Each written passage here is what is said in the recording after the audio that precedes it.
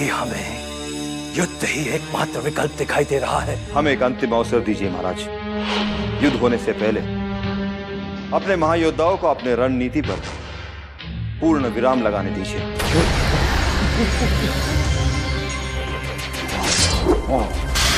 हुजूर, वो मर चुका है। यदि आपको यकीन नहीं है तो आप चलिए मेरे साथ और चल के इस महल के दक्षिणी गलियारे में देखिए, रक्त से लथपथ उसकी लाश पड़ी है। हुजूर,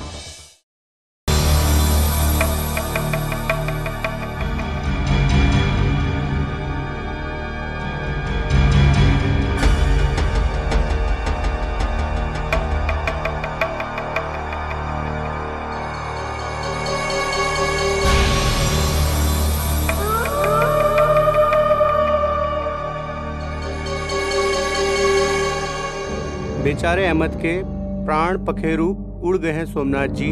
पता नहीं किस राक्षस ने इनके शरीर से सारा रक्त निचोड़ लिया है। जिसने भी हमारे अहमद का रक्त बहाया है, हम इसे ऐसी दर्दनाक मौत देंगे कि मौत का कलेजा भी कांप उठेगा। तुझे क्या हो गया अहमद? हमें छोड़ के कहाँ चला गया तू? अहमद मेरे भाई, हमें छोड़कर कहाँ चला गया तू? अहमद, अपने नाजिम को छोड़ के मत जा मेरे यार।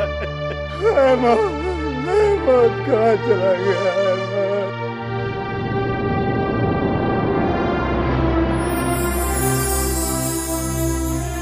अब रोज मुझसे लड़ेगा कौन? हुजूर से मैं किसकी शिकायत और चुगली करूंगा? हमें छोड़ के मत जा, उठ जा, उठना हुजूर। संभालो अपने आप को नाजिम, चुप हो जाइए हुजूर। अहमद कहाँ चला गया अहमद? हुजूर संभालिए अपने आप को, मत रोइए। आज हमारा दाहिना हाथ कट गया। किसी ने दाहिना हाथ कट गया हमारा।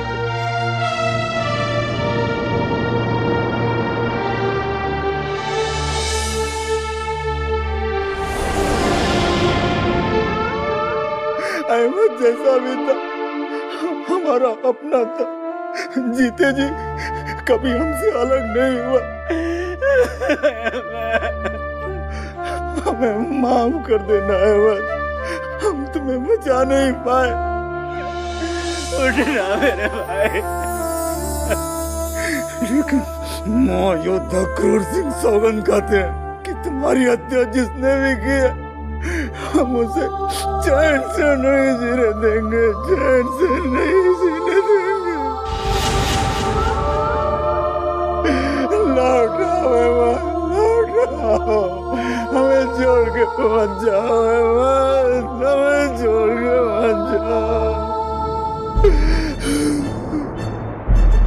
उन्हीं को कौन टाल सकता है क्रूर सिंह जी?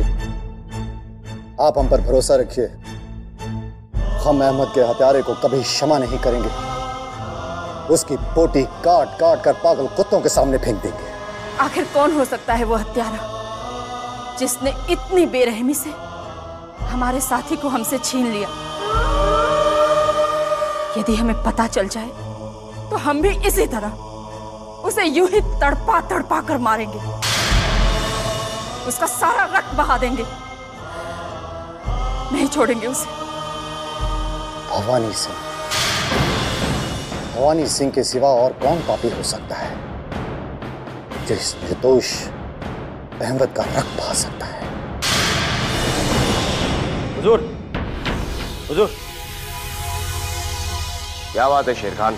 हुजूर, उस गरीब अहमद का खून हो गया है जो क्रूर सिंह का मुलाजिम था। इसका तात्पर्य ये हुआ कि अब सोमनाथ ने महल के कीड़े मकोड़ों को मारना आरंभ कर दिया है। लेकिन सोमनाथ का कहना है कि अहमद का खून आपने करवाया है। हम पर आरोप लगाने से पहले सोमनाथ भूल गया कि भवानी सिंह सदा अपनी बराबरी के महायोद्धाओं की गर्दन पर अपनी तलवार से वार करता है। अहमद जैसे कीट पतंगों को मारकर हम स्वयं की नजरों में भी नहीं गिरना चाहते। हुजूर, ये चाल आपको महारानी साहिबा की नजरों से गिराने के लिए ही चली गई होगी। सोमनाथ की चाल अब उल्टी पड़ने वाली है शेर खान। अहमद की हत्या के मिथ्या आरोप ने भवानी सिंह की दहशत को महल में और बढ़ा दिया है। अब हम तत्काल महारानी के नेत्रों में सोमनाथ को गिरा देंगे। हुजूर, एक तीर से दो शिकार करना तो आपका शगल है, लेकिन एक बात याद रहे हुजूर, कहीं पासे उल्टे ना पड़ जाएं।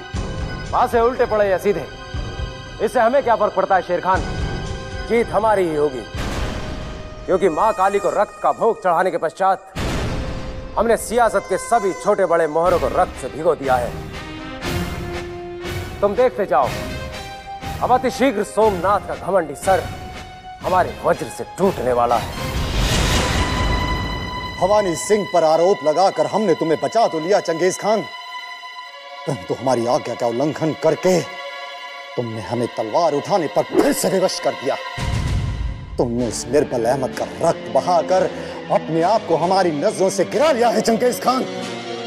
तुमने हमारी आज्ञा का उल्लंघन करने का साहस क्यों किया चंगेज खान, क्यों? मैंने आपसे पहले ही कहा था मेरे आका कि यह गुलाम सब कुछ बर्दाश्त कर सकता है, लेकिन अपने आका की शान में गुस्ताखी बर्दाश्त नहीं कर सकता। उस अहमद ने उस मौका परस्त बुज़दिल भवानी सिंह से कम मांगने की कोशिश की थी आपको, तो चंगेज खान के भीतर का छुपा हुआ हैवान जाग गया मेरे आका, और चंगेज खान हार गया। इसलिए एक ही झटके में अहमद की गर्दन उसके धड़ से अलग कर दी। अगर इसमें मेरा कोई कसूर है मेरे आका, तो आपकी शमशीर और गुलाम का सर दोनों आपके हवाले। कुछ समय और धैर्य रख लेते तुम्हारा क्या बिगड़ जाता चंगेज खान, क्या बिगड़ जाता? यदि हम समय पर भवानी सिंह पर आरोप न लगाते तो तुम्हें फांसी लगने के पश्चात हमें देश निकाला मिल जाता, और फिर वो भवानी सिंह हमारी अभिलाषाओं और हमारे समस्त अधिकारों पर नाग की तरह कुंडली मारकर बैठ जाता। हम महारानी कलावती और राजकुमारी किशोरी की दृष्टि में गिरना नहीं चाहते चंगेज खान, गिरना नहीं चाहते। शुक्रिया मेरे आका, जो आपने खादिम का इल्जाम उस भवानी सिंह पर लगाकर गुलाम को सूली पे चढ़ने से बचा लिया। लेकिन अगर भूल मुझसे हुई है मेरे आका, तो चूक तो आपसे भी हुई है। आपने मेरा इल्जाम भवानी सिंह पर लगाकर उसका कद 7वें आसमान पर बिठा दिया है। मेरे सर का इल्जाम उसके सर पर लगते ही शिवगढ़ के लोगों के सरों पर उसका खौफ मौत बन के मंडराता रहेगा।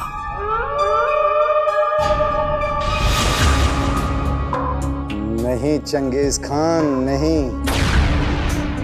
हमारा ये मिथ्या आरोप महारानी कलावती और राजकुमारी किशोरी के कलेजे पर विष भरे तीर की तरह अवश्य चुभेगा,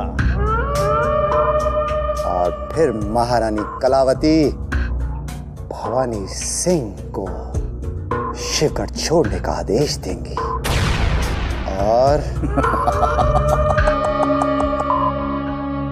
समझ गया मेरे आका, समझ गया। भवानी सिंह किले से बाहर और शहजादी आलिया मेरे आका की मांग। अब मेरे आका को शहंशाह बनने से कोई नहीं रोक सकता, कोई नहीं।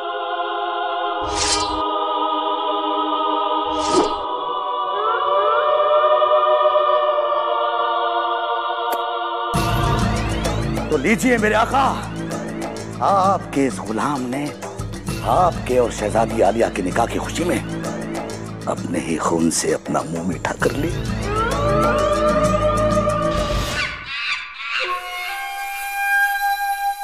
हम कुछ समझ नहीं पा रहे हैं, ये कौन हो सकता है जिसने अहमद की हत्या की? उसका तो कोई शत्रु भी नहीं था, फिर किसने इतनी बेदर्दी से उसका गला काटकर उसके शरीर से उसका सारा रक्त बहा दिया? हुजूर, आप ये कैसे कह सकते हैं कि अहमद का कोई दुश्मन ही नहीं था?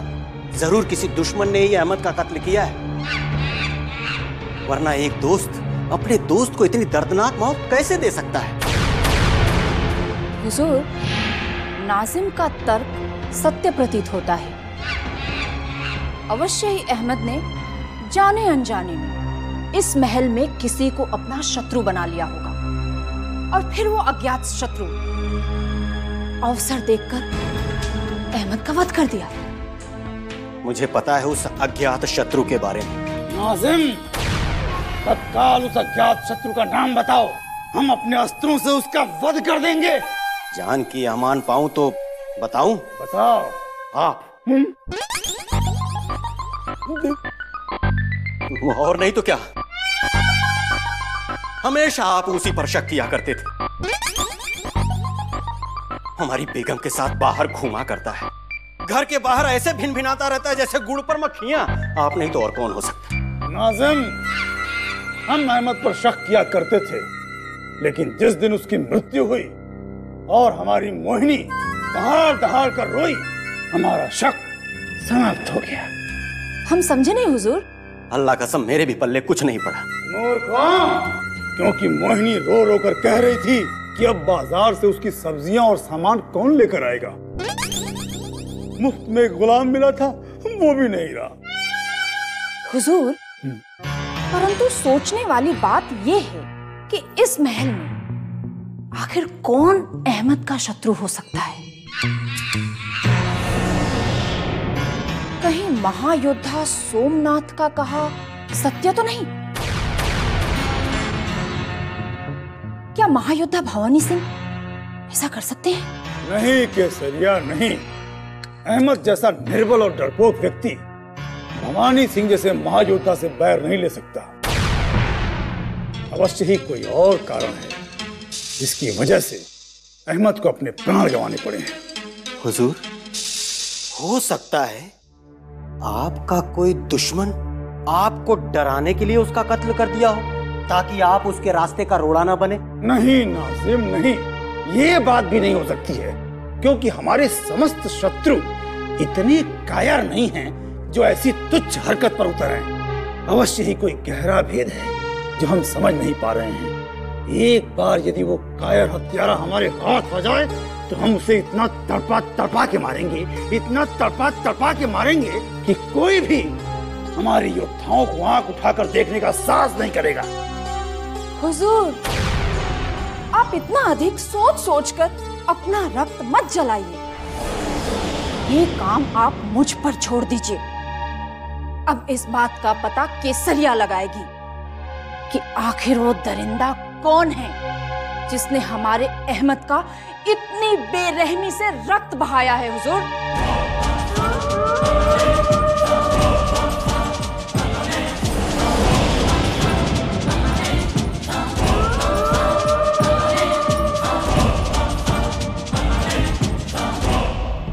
आदाब अर्ज़े हुजूर। मुबारक हो। एक नाचीज से कीड़े को मसलकर आपने इस बात का सबूत दे दिया है कि आप बहुत बड़े 30 मारखां हैं। यदि किसी दिन भूल से तुम हमारे पैरों के नीचे कुचलकर मारे गए तो हमें प्रसन्नता नहीं अफसोस होगा कि हमने अपने उजले जूते मैले कर लिए। फिर उस अहमद को मारकर हम उसके रक्त से अपने हाथ क्यों मैले करेंगे? जाकर कह देना अपने आका से, शेर कभी चूहे का शिकार नहीं करता।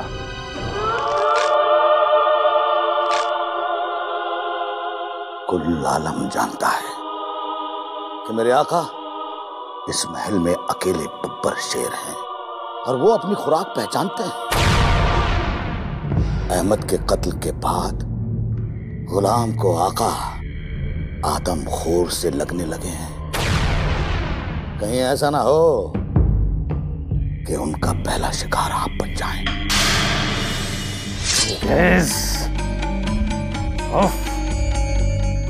कितने विवश हैं हम।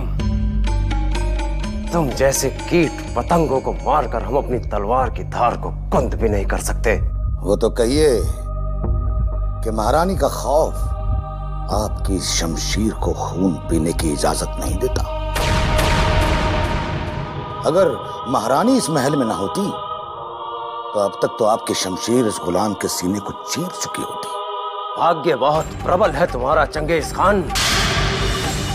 महारानी की इस महल में उपस्थित ने तुम्हारी अकाल मृत्यु टाल दी है, किंतु कह देना तुम्हारे आका से कि उसकी मृत्यु से पूर्व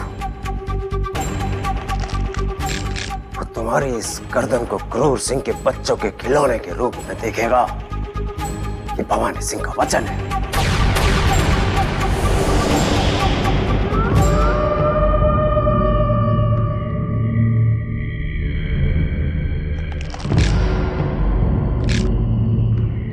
मेरे आका तो क्या, उनकी परछाई तक भी तुम नहीं पहुंच सकते भवानी सिंह, लेकिन तुम उन तक पहुंचने की कोशिश करोगे और फिर इस चंगेज खान के भीतर छुपा हुआ दरिंदा तुम्हें अहमद की तरह एक ही झटके में खत्म कर देगा। फिर उसके बाद मेरे आका और शहजादी साहिबा के मिलन को कोई भी इस महल में नहीं रोक सकता।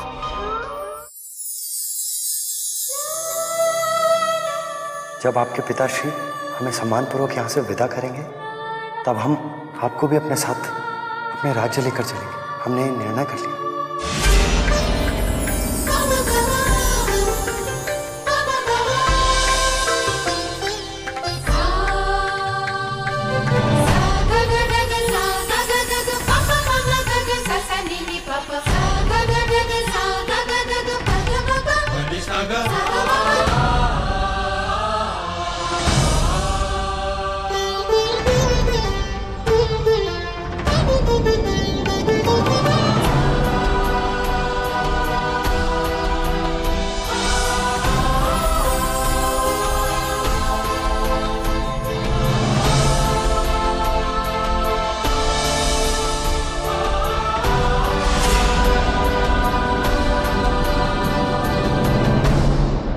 आपको भी अपने साथ अपने राज्य लेकर चलेंगे। हमने निर्णय कर लिया।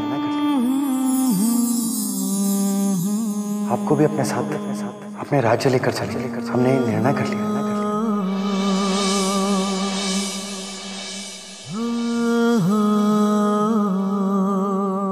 राजकुमारी किशोरी की जय हो। ओ शीला, कुछ देर और सपनों के राजकुमार को देखने दिया होता। राजकुमारी जी, झूठे सपनों से बाहर लौटने का वक्त आ गया है, क्योंकि शिवगढ़ के महायोद्धाओं के आपसी बैर ने अपने ही महल में अपनों का रक्त बहाना आरंभ कर दिया है और क्रूर सिंह के अय्यार की हत्या ने अतिथि युवराज की सुरक्षा पर एक प्रश्न चिन्ह सा लगा दिया है। इसलिए हमें उन्हें यहाँ से भगाने का निर्णय तुरंत लेना होगा। अतिथि युवराज को भगाने का निर्णय? हाँ, किंतु आप इस पर इतना आश्चर्य क्यों व्यक्त कर रही हैं? आज नहीं तो कल उन्हें यहाँ से जाना ही होगा, तो फिर इस काम में देरी क्यों? अभी तो हम उन्हें जी भर कर देख भी नहीं पाए हैं, ना उनसे खुलकर कुछ कह पाए हैं, ना सुन पाए हैं। फिर इतने शीघ्र हम उन्हें कैसे जाने दे सकते हैं? ये आपको क्या हो गया है राजकुमारी जी? क्या आप शत्रु युवराज को इतना चाहने लगी हैं जो आप उन्हें अपनी नजरों से दूर भी नहीं देखना चाहती? युवराज के सिवा हमारी आंखें कुछ नहीं देख पा रही है, और उन्हें शत्रु का भी मत कहना, क्योंकि जिसने शिवगढ़ के राजकुमारी के दिल में जगह बना ली हो, वो शत्रु कैसे हो सकते हैं? राजकुमारी जी, अब कुछ मत कहना।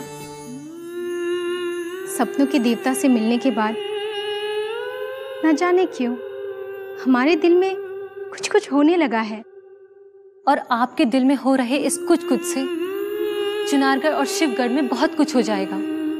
बरसों से टला आ रहा युद्ध छिड़ जाएगा।